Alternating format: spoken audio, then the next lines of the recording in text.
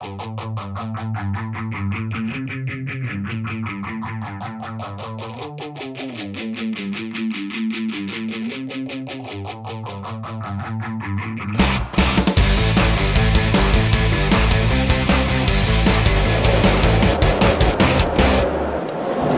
Ladame, bonjour.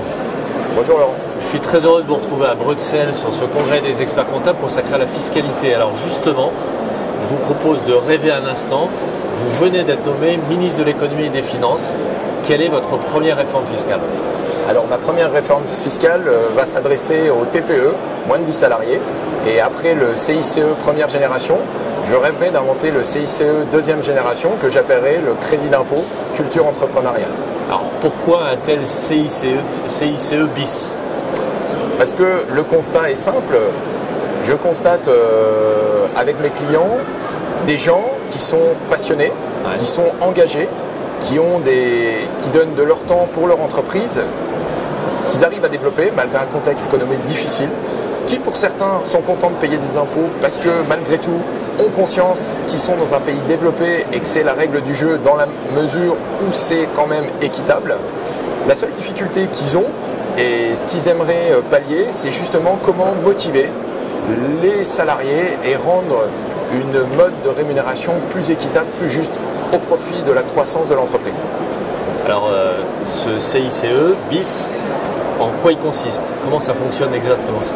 Alors tout reste à penser et à inventer bien évidemment dans le détail, même si j'ai des petites idées. Dans les grandes lignes. Dans les grandes lignes, ça serait mettre en place un système de crédit d'impôt, donc un taux par rapport à une base, voilà, comme le CICE actuellement, sauf qu'il y aurait un certain nombre d'indicateurs de performance sociétale, économique, financier, restant à définir, sur lesquels les entreprises et leurs salariés dans la globalité seraient encouragés à se performer et du coup se verraient attribuer un crédit d'impôt un petit peu au mérite, voilà, pour un engagement participatif et collaboratif, collectif au sein de cette petite entreprise. Une sorte de cahier des charges à respecter. C'est ça. Qui pourrait ouvrir droit à un crédit d'impôt en fonction peut-être de la masse salariale, à un taux à définir. Voilà, et puis pour encourager aussi les salariés à une nouvelle forme d'implication, et on pourrait même imaginer que ce crédit d'impôt soit aussi reversé en partie selon des règles équitables aux salariés qui jouent le jeu, du coup,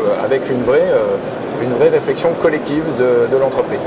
Voilà. Alors, dernière question, qui dit crédit d'impôt dit forcément coût pour le budget de l'État. Oui. Comment vous le financez? Alors effectivement, c'est le sujet délicat. Je pense que ce crédit d'impôt aurait...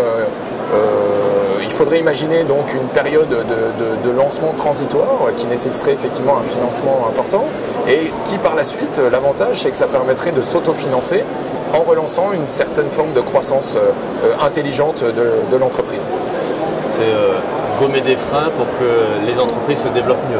Oui, c'est ça, et puis encourager vraiment à la performance, à l'implication pour la performance et encourager à la croissance et à la consommation collective.